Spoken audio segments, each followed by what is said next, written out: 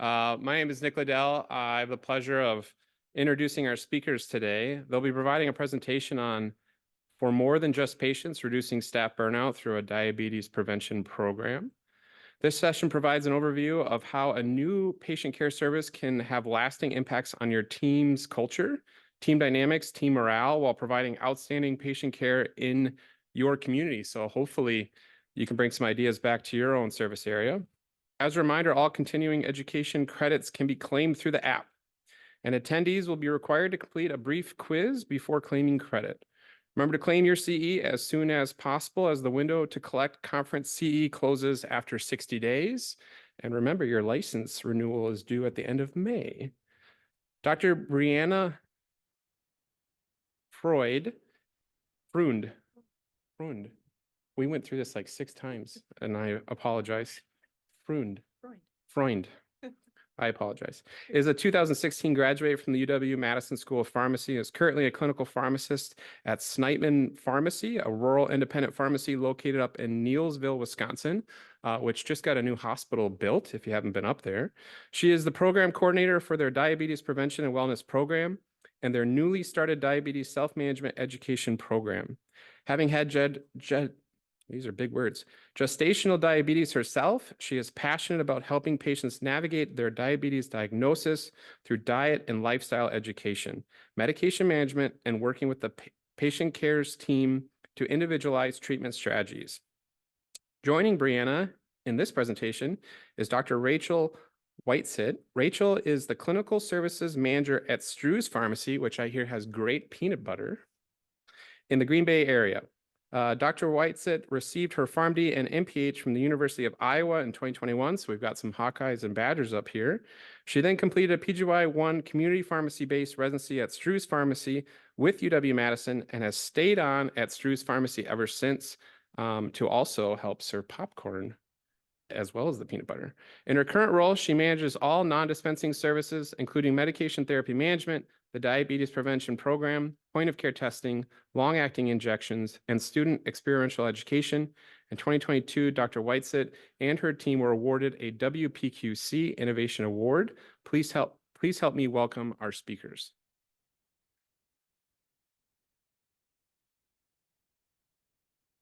All right, thank you.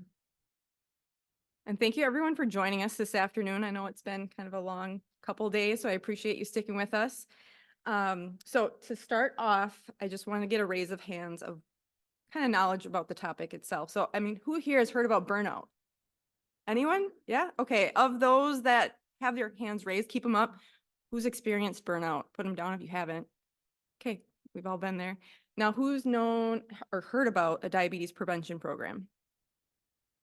Those of you with your hands up, who currently has a diabetes prevention program in your pharmacy or clinic? Okay, so those of you with your hands down, come see Rachel or myself after the session. We'll get you set up. So again, thank you for joining us. I gotta get this turned on here. Okay, neither of us have any financial relationships to disclose at this time. Learning objectives are up here. I'm not going to necessarily go through those. You can see those. We'll go through them throughout the presentation.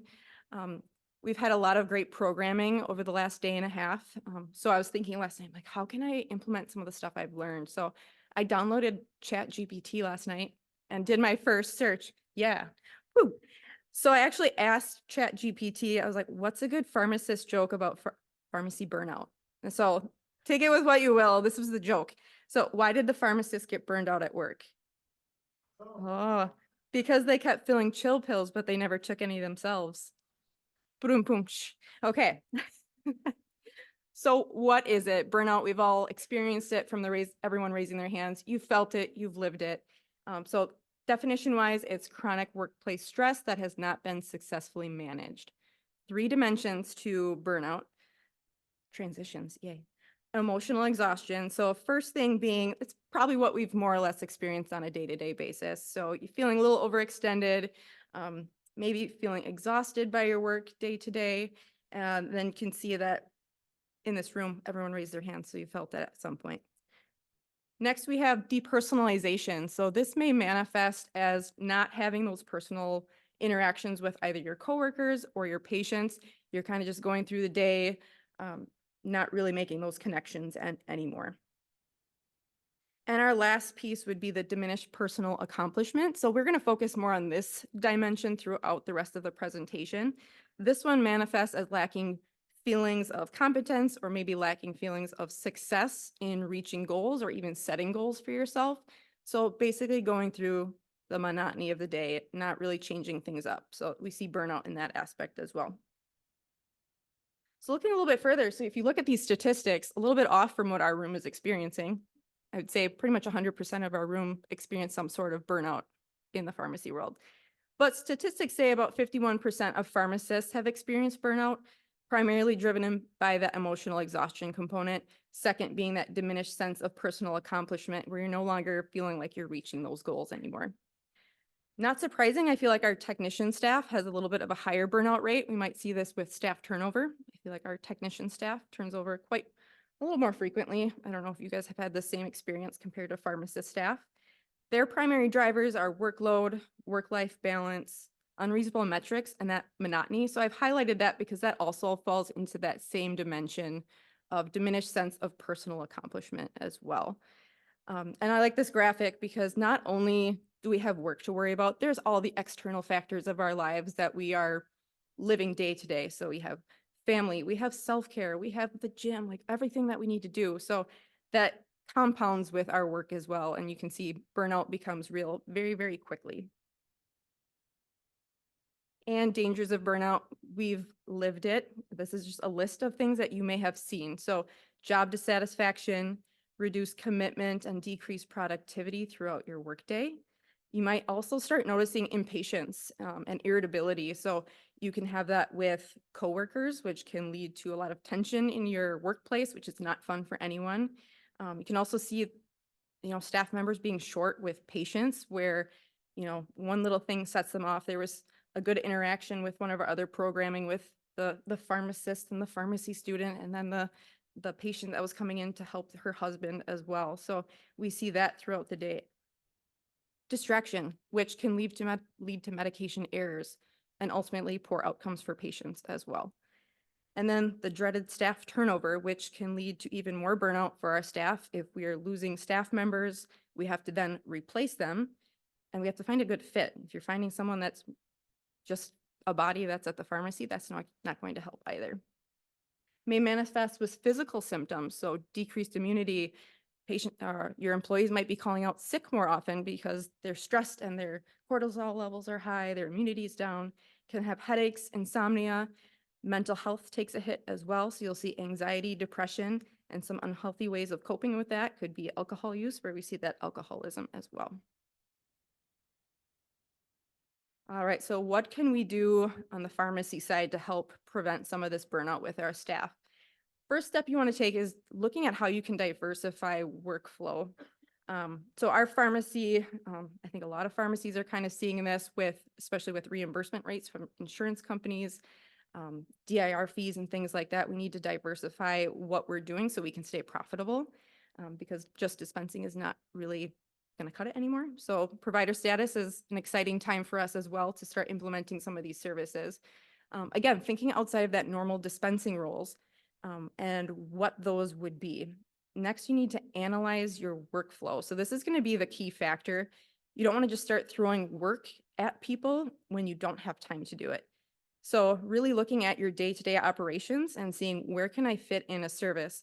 Does not need to be an entire day that's free in your pharmacy. You're never going to have that. Like an hour time frame where you can implement a service, start adding to that service is really all you need to get a diabetes prevention program started. And then streamline. So what we did at our pharmacy was we really ramped up our medication synchronization program. I'll refer to that as MedSync going forward. For those of you that don't know what that program is, essentially we get all the patient's medications synced up to a once a month, every 3 months. You can kind of do whatever you want with it. We have a lot of patients on 28-day sync cycles that are on controlled substances that, providers won't prescribe it until that 27th day and it's filled on day 28. So to keep on track with that, we've just enroll our patients in a 28 sync cycle so that we can help manage those refills for them. So with MedSync, Not only is it easier for patients, it helps the staff. We can kind of predict our workload going forward through the week. We can see when we're going to have patients due for medications. Helps with ordering. Also decreases phone calls significantly, which has been a bonus. Also decreases our deliveries that we offer and mailouts that we offer. So saves time, also saves money on a lot of these things as well. Next thing you want to look at would be diversifying our staff roles. What we don't want to make you have to do is hire another staff member to do these services. This is not what we want to happen. We want you to look at your current staff and see maybe some strengths or qualities that may be underutilized with your current staff and how they can be transitioned into another role. So you can identify this. I know for us, we do annual reviews. Most of you probably do that in your practice. Have your employees start writing down their own personal goals, things that they're interested in. Maybe you didn't have any idea that someone was interested in a prevention program or coaching, and they can identify that. And then using that strength. And then diversifying our revenue stream. So I have a list up here of just some things you can think about outside of a diabetes prevention program that could be profitable for your pharmacy if implemented. Most of you are probably doing one or two or maybe all of these things already, which is great. So examples being the comprehensive medication reviews, vaccinations, point of care testing, a diabetes self-management education and support service program. And then obviously our topic for today would be the diabetes prevention program. So you may be hearing, I feel like all we're talking about is adding more work. Like, why is my staff going to want to do this? So how we've kind of presented it to our staff, which has worked well, it's presenting it as an opportunity. And obviously, if you've already analyzed your workflow in your step one and you're streamlining things, ideally you'll have some time throughout your day to start doing some of these services. So present this to your staff as an opportunity or maybe a task or a challenge for them to take on. And again, you want to find, if you do not have staff that's interested in this, probably not for you, but I can guarantee that probably someone on your team would make a good lifestyle coach for diabetes prevention. You just have to find that person. So allow your staff to champion the project and give them the time and support to do that. The easiest way to have a project die is to not give time to do that project. So like I said, you really just need an hour in the week, maybe 2 hours to start with things to get things started. And again, analyzing that workflow to find the days of the week or certain time periods. So for our pharmacy, we usually use Mondays. We are very well overstaffed because Mondays can be crazy. But sometimes we have extra staff that day where it's, okay, you can have some project time in the afternoon and start doing things. So that's kind of how we analyze things at our pharmacy. All right, so now let's discuss the implementation of a diabetes program. I'll hand it over to Rachel.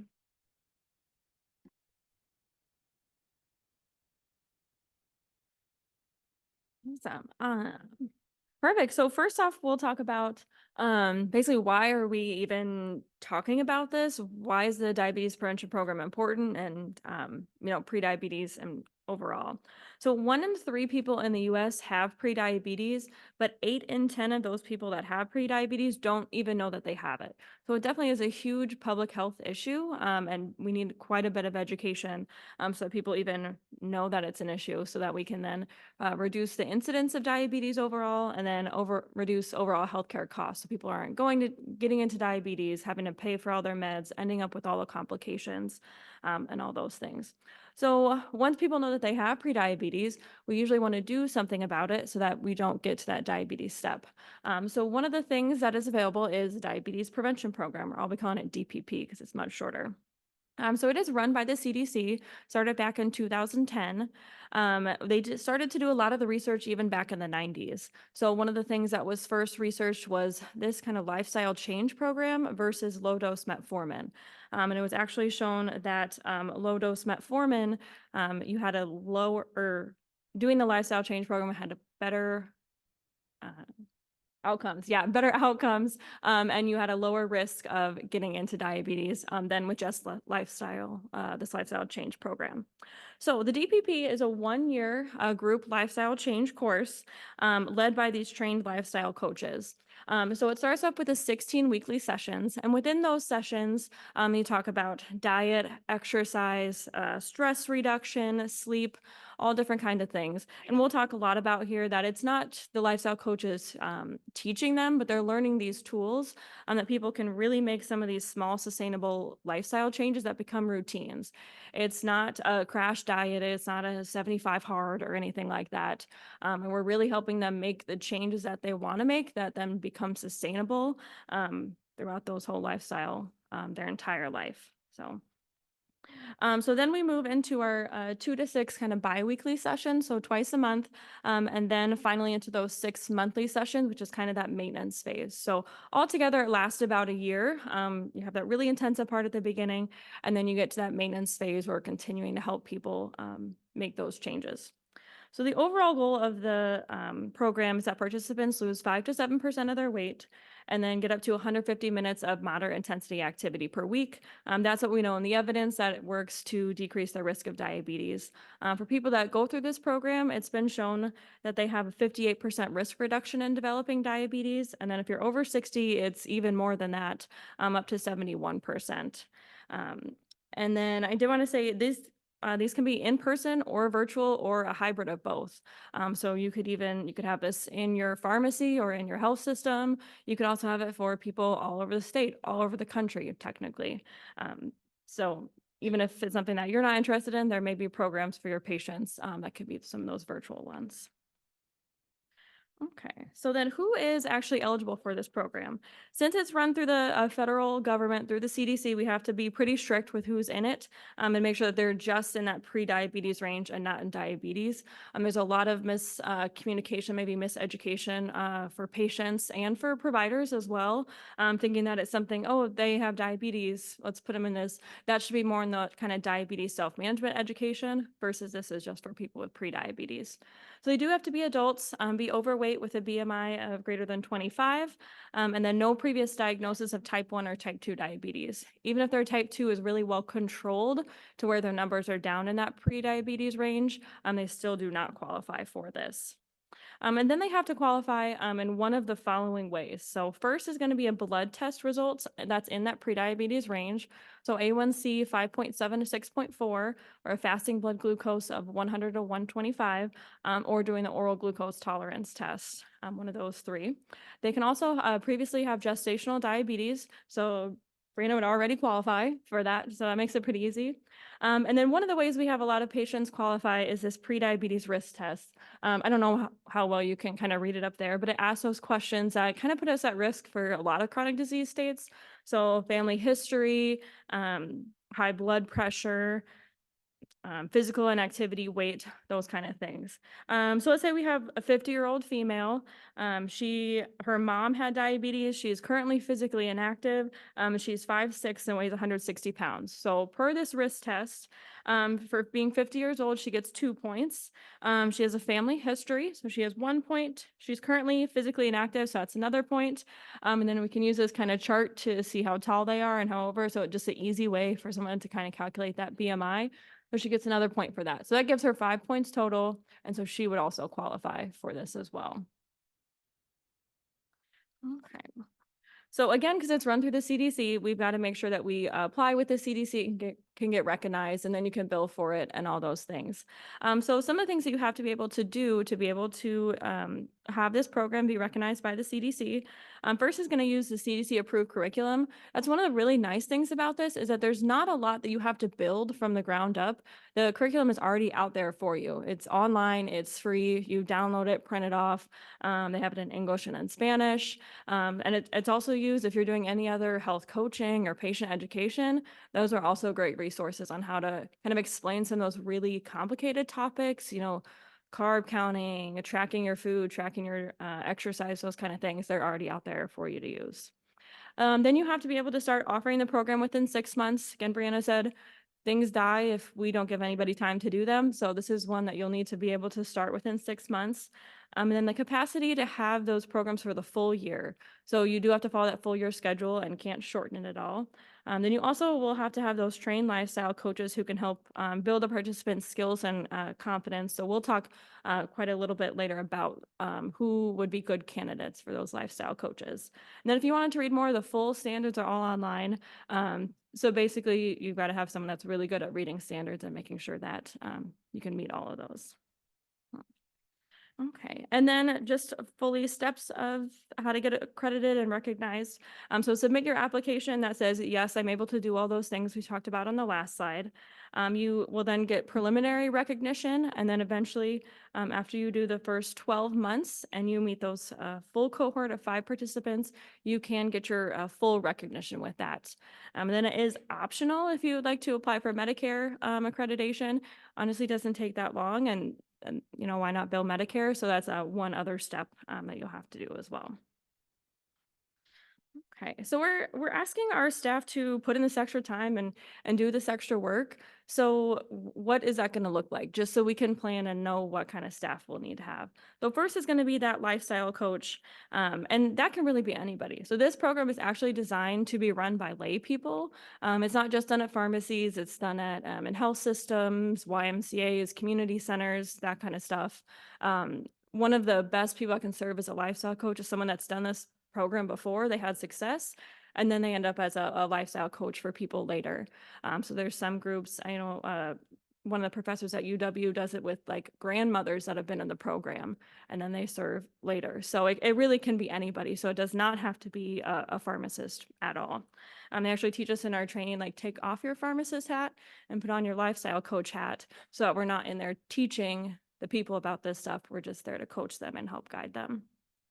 Next is going to be our program coordinator. They oversee the daily operations. They support the lifestyle coaches and ensure that you meet all those quality measures.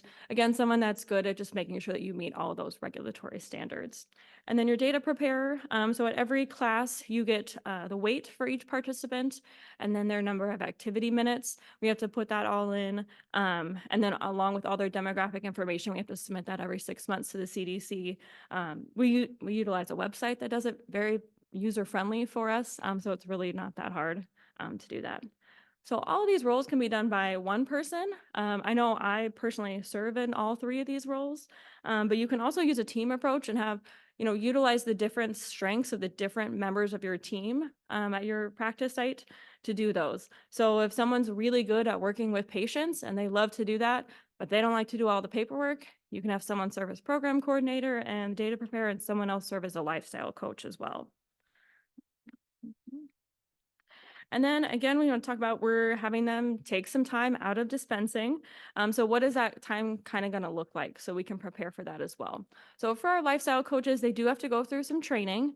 So that looks like 4 2-hour live sessions over about 4 weeks. So it's all kind of at the beginning there, usually virtual. So they just have to have time for those classes. And then each week they want to make sure that you set aside time for them to prepare for the classes. Read through the curriculum, make sure that they're familiar with it. Is there anything they need to print off, anything that they need to buy? Do they need to send reminders to the participants? Sometimes some programs will send out like thought-provoking questions during the week, to check in, see how they're doing. Don't have your lifestyle coaches showing up like, oh, I'm just going to wing it today. Sometimes we're good at that, but it's a very kind of strict laid out curriculum that says, what exactly you're supposed to say in this. So it is nice to be prepared so that you can come and give your participants the best experience for that day. Then the application to the CDC and the Medicare application, neither of them are too long, but it does take, maybe a few hours to pull all that information together and get it submitted through the websites. And then that time to full recognition, again, it's at full 12 months. So this is something that, ideally you'll have different kind of cohorts throughout, but it is going to take some time. It's not one of those things where, okay, let's just get it started and then it's ready to go. You have to make sure that you're hitting all of those standards that you have to hit to get your full recognition. Okay. Well, then we talked about, so we're taking all of our staff away from dispensing. That's normally what they do. That's what makes our money, even though we know that it actually doesn't make that much money for us. Sometimes loses us money. But we do need to make sure that we're still profitable, since we're pulling them away from our main dispensing needs. And actually, DPP is one of those services that's a really good source of non-dispensing income that does not have DIR fees. It's just straight payment to you. So one of them, you can have any commercial payers. So there are some that will cover it. We have more and more in Wisconsin that are starting to come on board with that as a covered service. Even self-insured employers that want to cover it. I had an employer reach out to me. They don't cover like Wegovy or Zepbound or anything like that, because they're paying $1,000 a month, every single month, maybe forever, for their employees to be on it, to be able to continue having that weight loss. Whereas this, they can kind of invest that time for the year, invest that money for a year, and ideally, they should be able to continue to make those lifestyle changes, and that's at no cost to the employer. So that could be something. You can always charge patients cash.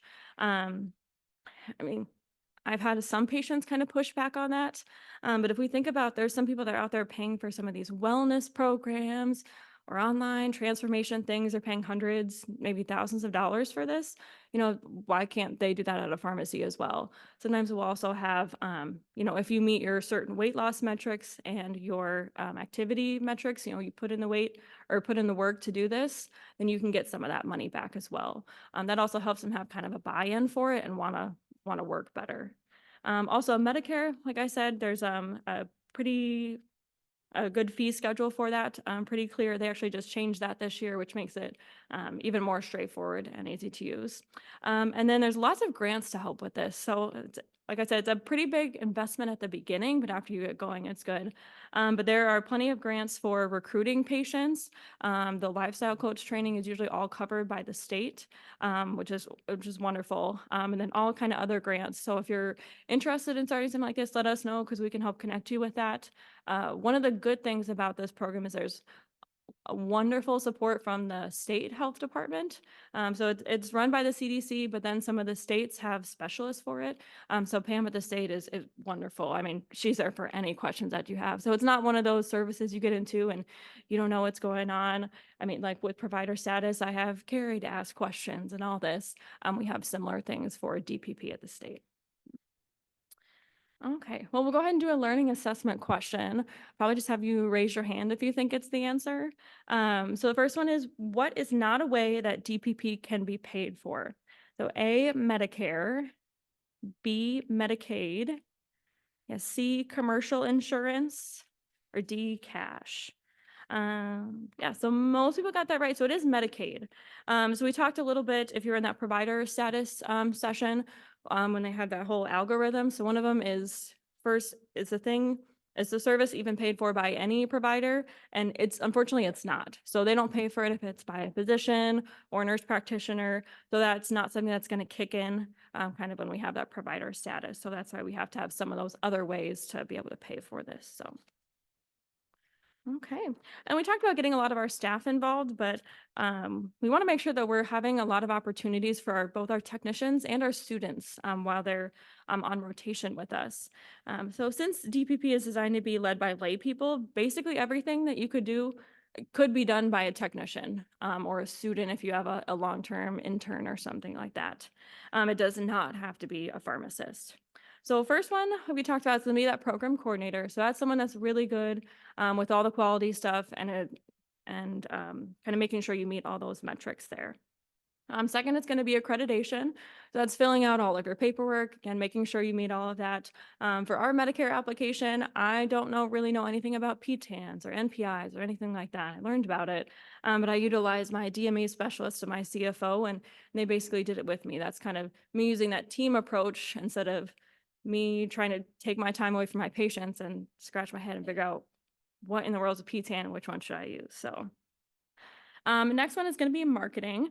So we have a technician in-house that does all of our marketing. So this was something great for her to do. She made a lot that were specific to our pharmacy, but then also DHS and CDC have a lot of resources as well, both about just plain what is DPP, who's at risk, but also specialized for certain things. So different age groups, they have ones for older people. They have different race and ethnicity groups. They have ones for different months even. So in this month, you have Diabetes Awareness Day. And this month, we have Diabetes Push Day, Men's Health Awareness Day. So they have things that are tailored for that you can just use, kind of put in your information. So it makes it honestly super easy, and you don't have to start everything from scratch. Next is going to be our patient screening, identification, and recruitment. This is a wonderful way to bring in both for student projects and our technicians. So for patient screening, one thing that we've done is kind of look at some of those medications that might put you at higher risk for diabetes. So anything that increases your blood sugar. We've done, second generation antipsychotics that have a higher risk. So olanzapine, clozapine, and then we've taken those patients and then screened through them to see who might have diabetes, who might have pre-diabetes, and separating those people out. Also looked at low dose metformin because they might be on that for diabetes or pre-diabetes. So then we know that the research has shown that the DPP actually works better than low dose metformin. So those could be a patient population we target. And same with these new weight loss drugs. So you could print off lists of patients that are on these and have that discussion with them. That could even be part of your initial counseling when they start this, because those drugs are supposed to be in combination with lifestyle changes. And not just done on their own. So we really want to catch people at the beginning, because I have had some people be like, oh, I'm just going to try this drug and see how it works. Well, it is FDA approved with the lifestyle changes, so they have to do that as well. So those kind of going through those patients is like a great student project that we've had people do. Then also for patient recruitment, a lot of times your technicians know your patients better than you do. They talk to them every single day. They're on the phone with them. They see them in person. So they might know, if you have a list of potential people who might be a good fit for that. Oh yeah, they seem really motivated about their health. They'll be great. Or, this person might not be a good fit because they have a lot going on in their life or something like that. So really use your whole team and who knows these patients best. Because I know I hate cold calling and that kind of stuff. So I like to utilize my team that actually knows my patients. So, and then last is going to be our lifestyle coach, which we're just going to delve into a little bit more here. So for our lifestyle coaches, again, these are kind of the main people that tend to run the thing. I don't want to say the teachers, but they're the main people that lead all of the classes. So as we're looking in your staff and who works with you, who might be a good lifestyle coach, some traits to look out for are, someone that's motivated and entrepreneurial. So a lot of the times they've been good, working as good members of the team, but they're going to have like full ownership of this program in the class. They might, just be the only one leading this. So someone that's able to take that initiative to do what they need to do in that class. Lifelong learner. So this might be a totally new skill for someone else. Maybe they've never done health coaching or anything like this before, never taught anybody else or spoken in front of a group. So this might be a totally new skill for them, which could be a little bit scary. So you might have to give a little bit of encouragement. But if you think that they might be good at that, that would also be a good trait. You also do have to do 2 hours of advanced coach training every year. So similar to like CE, but it's not CE. But so they have to continually learn and want to improve and be better. Adaptability, each group is going to be very, very different. And we know each patient is very different. They're all going to have different goals, and those goals can change throughout time. Maybe at the beginning, they're focusing on their exercise, that kind of stuff. And then they switch into moving with food. So they need to be able to adapt with that and be able to serve the participants in whatever need that they need at that time. Good communication skills. So active listening, being non-judgmental, able to ask the correct questions. So if one of the participants comes to you and says, I've been really trying to, not eat pizza, but I ate pizza this week and I really hate myself for it. I've not been doing good. They don't come at them with a judging thing. They ask those kind of open-ended questions, what do you think caused that? What were the circumstances around that? How do you feel about that? What kind of changes do you want to make next time? If you want to make any changes, what's going to help you, prevent that in the next time? Really those non-judgmental questions for them is really important. So someone that is able to kind of not have those judgy things and ask those correct questions. Then being empathetic and patient and having just a passion for helping others. They're really working really closely one-on-one with these patients.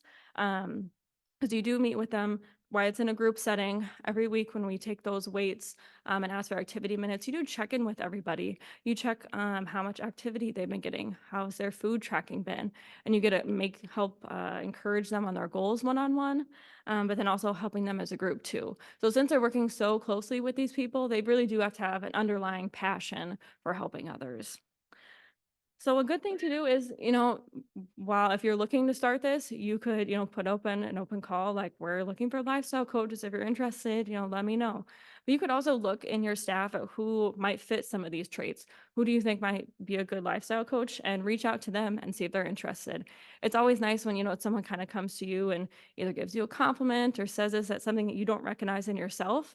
That's always, I find that I'm like, wow, I never thought that about myself. But then that's always feels really nice to do. And they might actually be interested, but never thought about it before. Yeah. And then again, I said they do have to do some training. It all is through the CDC. It's normally virtual and there's approved trainings, but they just have to be able to set aside time to be able to do those in a virtual setting. Okay, and then next learning assessment question. So I'll just have you raise your hand when you think it is. So which of the following are traits to look for when assigning a lifestyle coach at your pharmacy? So A, takes initiative, B, good listener, C, patient focused, D, motivated, or E, all the above. Yeah, E, all the above. So that one's pretty easy. Okay, get back.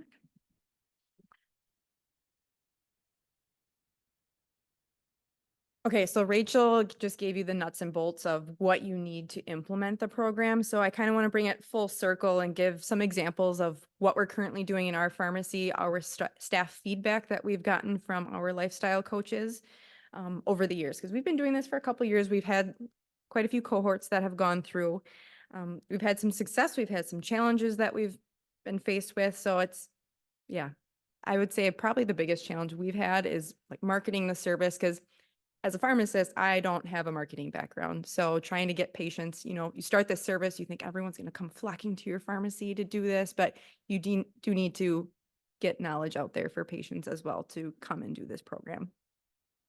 So Rachel talked a lot about kind of what they do at their pharmacy with what kind of staff they have. We're both very fortunate. We have tremendous technician staff that we work with. So at our pharmacy, we currently have 2 coaches. It's myself, and then I have another technician that is working with me. Her previous background is actually as a medical assistant. We kind of poached her and brought her on staff, and she's been a fantastic addition. So she wears a lot of different hats in our pharmacy that I'll talk about as we go through some of this feedback that she gave and some of our other staff gave. We had another coach that has since left. She moved, but she was also fantastic. And she had prior experience as a pastor. That was her previous job. So I'll kind of allude to why some of these previous experiences are helpful as a lifestyle coach. So first thing, I'm able to use my clinical skills that I learned as a medical assistant, including my people, administrative, organizational, and customer service skills. So this is our medical assistant that transitioned to pharmacy technician. We use her a lot. So she not only is a lifestyle coach for us, she also helps do all of our prior authorizations. She is also helping with our vaccine administration. She also helps with our CMRs. So as a medical assistant, she is used to rooming patients, doing patient history, updating medication lists. She's used to doing blood pressures. We use her for our CMRs to do all of that stuff. So essentially, when we're doing CMRs as a pharmacist, we're walking into the room, we are literally doing a 15, 20-minute conversation because all that back end stuff has already been done. She's already looked at vaccine history. She's then out there billing insurance while we're doing the CMR for the vaccines that the patient needs that day. So when the patient's done talking to the pharmacist, we can vaccinate them right there. So it's been super helpful to add her on as well. And then she also, like I said, is doing our coaching. So she already has relationships with a lot of our patients because maybe they were previous patients of her at the clinic. And yeah, she's been phenomenal. Next, I get to know our patients on a deeper level and form relationships that I may not be able to during a dispensing role. I think this rings true for both pharmacists and technicians. Through the day, we don't get a ton of time to sit one-on-one with our patients and have a conversation, get to know them, get to know their health goals. I mean, usually it's a quick consult. We're telling them the basics. We're teaching them about their new medication, and then out the door they go. I would love to sit and talk to patients for extended periods of time, but there's always, another patient waiting. There's another phone call. There's always more work to be done. So in this setting, when you're doing these group sessions, usually we have at least 5 patients in a group at our pharmacy. I will put a little caveat for accreditation. To keep up with your CDC accreditation, you do need to show that you've pushed 5 patients through per year that have completed the program to keep your accreditation. So keep that in the back of your mind. That's why when we do cohorts, we don't start with any less than 5 patients. We usually try to do more because inevitably there's going to be someone that can't commit to the full year, or there's a time commitment issue because you're coordinating schedules with multiple people that, we might have 2 patients that are retired, 3 patients that are working. We have a stay-at-home mom that has kids' schedules that we're working around. So coordinating schedules can be a challenge as well. So kind of plan to have a few extras in case you have dropout. Next, we have patients feel heard and taken care of. So this is feedback I've gotten from a lot of our patients that have gone through the program. They enjoy that they now have a more personal connection with a staff member at the pharmacy. I always like this quote that I have up here: listen to understand, not to respond. And I have to internalize that sometimes when I'm like doing my coaching role, because we are so ingrained as pharmacists to have an answer for patients. And sometimes when they come in, they are here for a DPP session, they're telling you about the struggles that they've had, and they're like, what should I do? And they want you to give them that answer, but that's not necessarily what a DPP program is. So it's peer learning. That's what we want the goal to be. So a fellow coach at another site actually said that they knew that they succeeded in their DPP group when they literally introduced what the topic was and they didn't say anything for another 45 minutes because their group was talking and they were helping each other. They were working through challenges together. They were giving positive feedback. So that's where you want your group to be. You're just there to guide things, not necessarily teach. Next would be, I'm not feeling stuck in a dispensing role all day dealing with insurance or the monotony of filling. So nobody likes dealing with insurance. So being able to move from that workflow role into something else that's more personal and you feel like you may have more of an impact on a patient, it really helps with decreasing that burnout so that you're enjoying your work. You like coming to work. We've all probably felt there where we wake up in the morning and we're like, oh, it's a work day. I wish it was the weekend. I don't feel like going to work. But we really want to reinvigorate our staff to enjoy coming to work. Next would be, I've been able to move up in my pharmacy role. So starting as a clerk and then moving to a clinical technician role. At our pharmacy, a lot of our staff actually kind of moved up from a clerk role. So we've had people that started as high school students coming in after school clerking, and now they're in a pharmacy technician clinical role. So you can really move up that career ladder by, trying these new programs, showing your initiative, just sharing with us what your goals are as well, maybe some interests that you have. Next, I feel like I have an impact by helping coach patients using health and wellness strategies. Not only is it good for patients to meet their goals, but they have a sense of pride. I have a sense of pride when I help a patient meet their weight loss goal or hit their activity minutes for that week. So what we've actually started incorporating in our groups, we do certificates for them. So you get the 5-pound club, you're in the 10-pound club, you're in that like the 150-minute activity minute club. So we do that as they are meeting those goals and consistently meeting those goals. One, they can show pride. It's just a piece of paper, but it's way more than that for patients. I know some people that do a sticker chart for people at their for their program. So people are motivated by different things as well. And then our last learning assessment, again, by raise of hands here. Which of the following are benefits to your staff of running DPP? So this would be, again, raise your hands. Career ladder, build patient relationships, focus on health and wellness, build and maintain clinical skills, or all of the above. Yeah.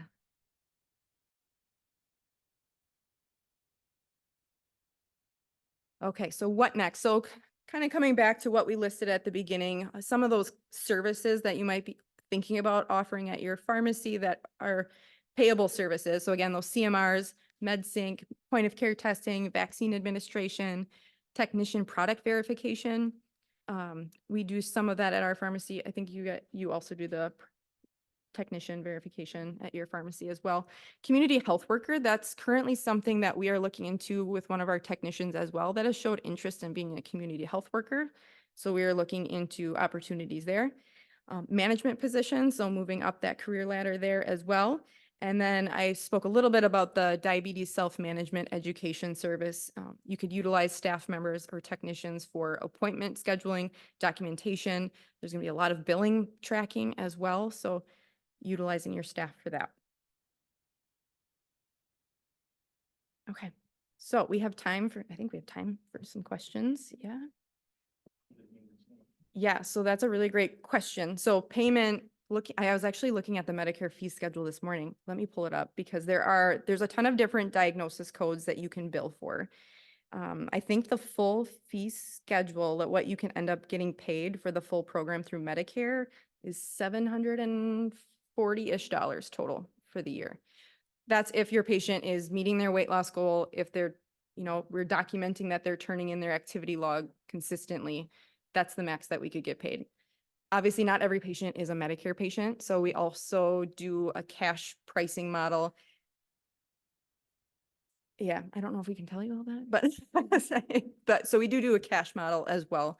So for our pharmacy, we either do pay for the year or we do a monthly plan that they can do. And then we've also incentivized it. If you make it to 90% of the sessions and you also turn in all of your paperwork, we give you the last 2 months free. So it kind of gets them to complete the program and meet their goal, and people like money, so. Yeah, Brian. Yeah. So actually, you just gave me another question too. So now I have 3 questions. Okay.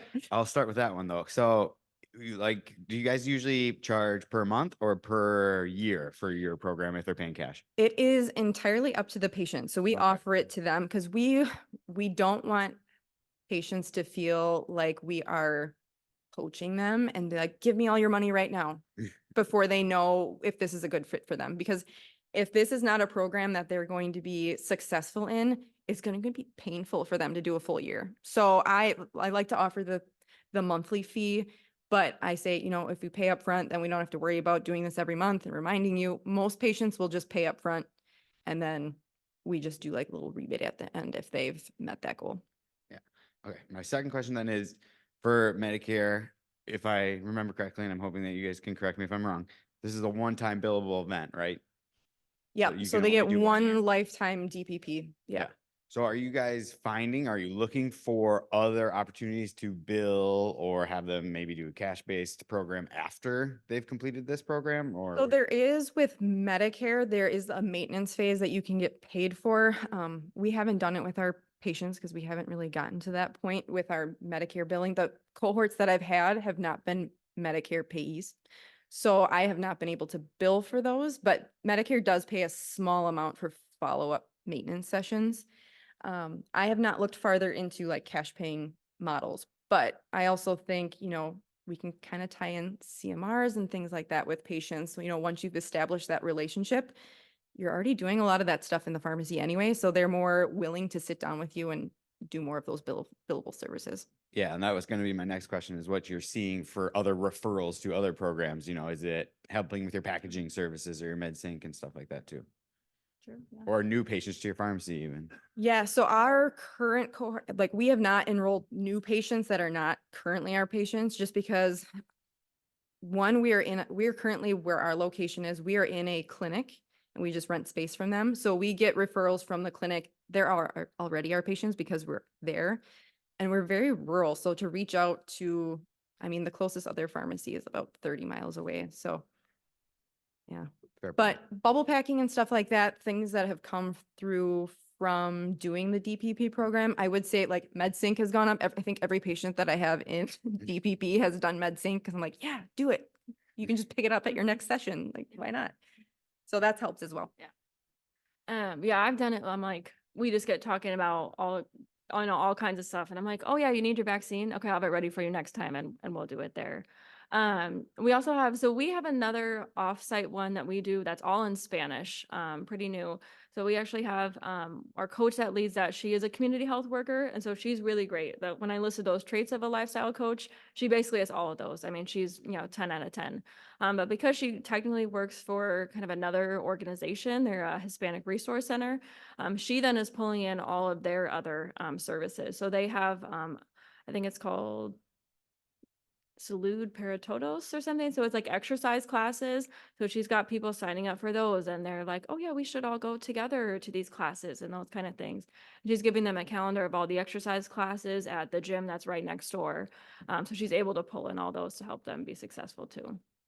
Yeah, that's definitely one thing we've noticed with our DPP program. Like even after the cohorts, like they still meet or they have a Facebook group or Snapchat group and they still talk and do all that stuff too. They become pretty close after these things. So thank you. Yeah. I like that you brought up the Facebook groups and things like that too, because we also try to do some sort of community group that we can do. Not everyone has Facebook, but we ask if patients are comfortable sharing their phone numbers, if we can do group text messages. We're sharing recipes each week. So we usually have our patients bring in a recipe that they've tried or something that's been a healthy alternative. So getting that community feel as well. I like that you also use that Facebook group. Any other questions? I think our emails are on here too. Oh yeah, thank you to our contributors that have helped us, resources. Yeah, if you want to email us, like if you have questions about getting started, we can get you in touch with those grant resources. Again, like training your lifestyle coach is paid for through grants as well. So kind of hop on board when that's available because that's kind of a costly thing. I can't remember what the actual price is. It's over $1,000 for the class. Was it?